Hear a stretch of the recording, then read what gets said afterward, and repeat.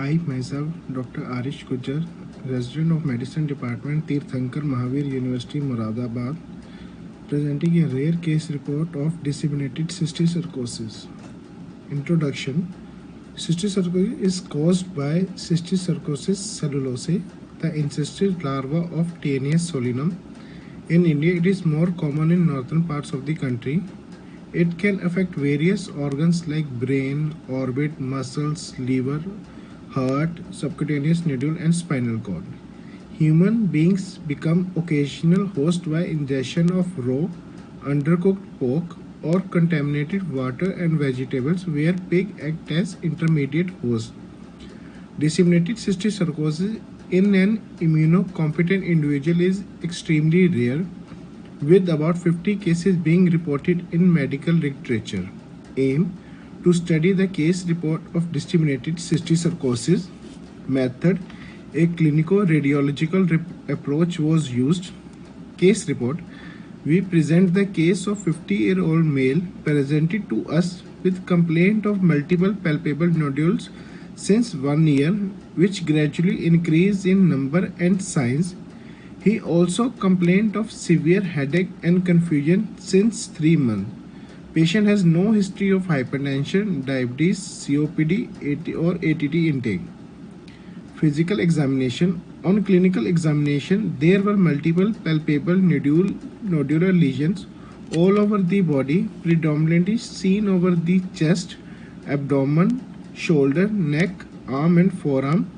They are varying in size from 0.5 to 4 cm, well defined.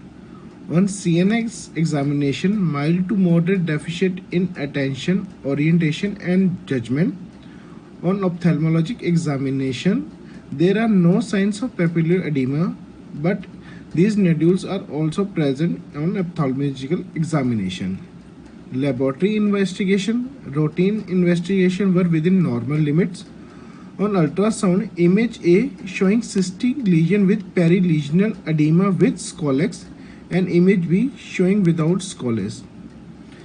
NCCT had showing multiple hypodense lesions of variable shadows are distributed in bilateral, frontal, temporal, and parietal region, showing hyperdensity and perilesional edema suggestive of granulomatous etiology likely neurocysticercosis.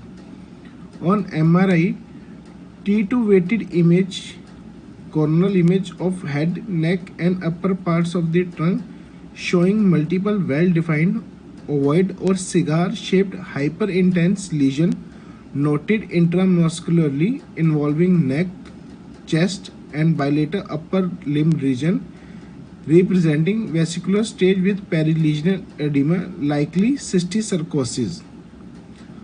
On treatment path, there are 3 etiologies: antiparasitic drug, steroids, and anti-epileptics. As patient have no signs of papilloedema and no activity of seizure or any history of unconsciousness or abnormal body movements, we have started a patient on antiparasitic therapy after consultation with the neurologist.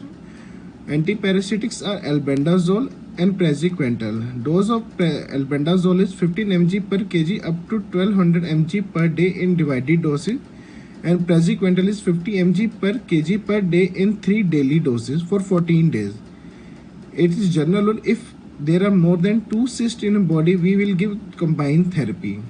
And steroid, prednisolone is given in 1 mg per kg per day, or dexamethasone 0.1 mg per kg per day, should be started 1 day before start of antiparasitic therapy and continue till 14 days, followed by rapid taper off over few days.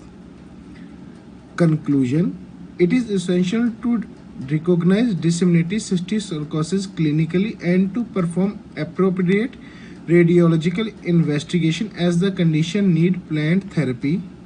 Patients who are on treatment and who have active cysts remain at risk of serious complications. Thank you, everyone.